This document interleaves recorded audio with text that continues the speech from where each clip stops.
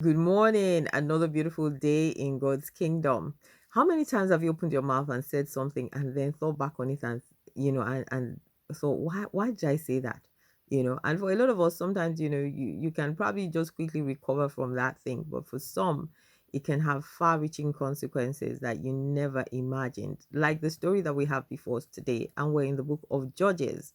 And in Judges chapter 11, we meet a character in the Bible, someone called Jephthah, who had a really troubled childhood background and all that. He was thrown away from home. His mother was a prostitute, the Bible says, and he was rejected by his family. But in a time of trouble, when Israel was in trouble, they called upon him because he was a man that was able to fight and was able to lead them in battle. And so they came to him and got him. But anyway, that is a story for another day. But let's look at the point that we're in today.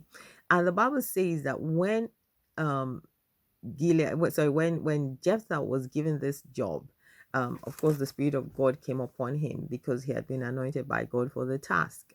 And in verse 29 of Judges chapter 11, it says, "The Spirit of the Lord came upon Jephthah. He crossed over Gilead, crossed from Gilead and Manasseh and passed through Mizpah of Gilead, and then he advanced towards the Ammonites, which were the people that he was going to fight. And Jephthah made a vow unto the Lord and said, If you give the Ammonites into my hands, whatever comes out of the door of my house to meet me when I return in triumph from the Ammonites will be the Lord's, and I will sacrifice it as a burnt offering." So he made that vow in good faith at that time, thinking, "Oh God, I am so desperate. I need you to give me this battle. I need to win against these guys." And so he says, "I'll make a vow." And of course, vows are good things because we're telling God that, hey, if you do this for me, then I am going to do this for you. So it can be a good thing. But what Jephthah didn't know was what was waiting for him, as he came back home. So let's go on to verse 34.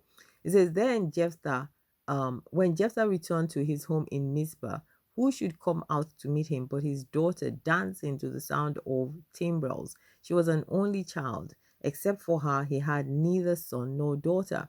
And when he saw her, he tore his clothes and cried, "Oh no, my daughter, you have brought me down, and I am devastated.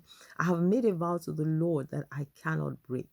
"My father," she replied, "you have given your word to the Lord. Do to me just as you promised, now that the Lord has avenged you of your enemies, the Ammonites." I'm going to stop here for today. And there's something that I see that is really sad about this, isn't it? Jephthah opened his mouth and he made a vow to the Lord.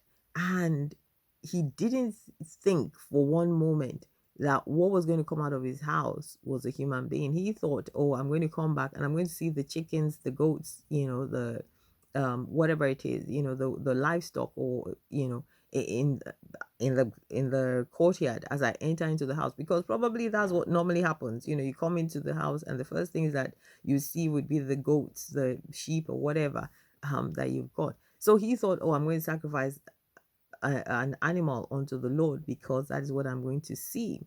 But he never thought that it would be a human being, and not just a human being, but his most treasured um, daughter. And so, for us as believers, we need to be careful when we speak and we open our mouths to the Lord and we say, "Oh God, I'm going to do this for you. I'm going to do that for you. I'm going to do the other thing." Because, God will always fulfill his side of the bargain, and then it behoves us to do the same. So be careful when you open your mouth to the Lord and say, "This is what I'm going to do." Take a moment, pause.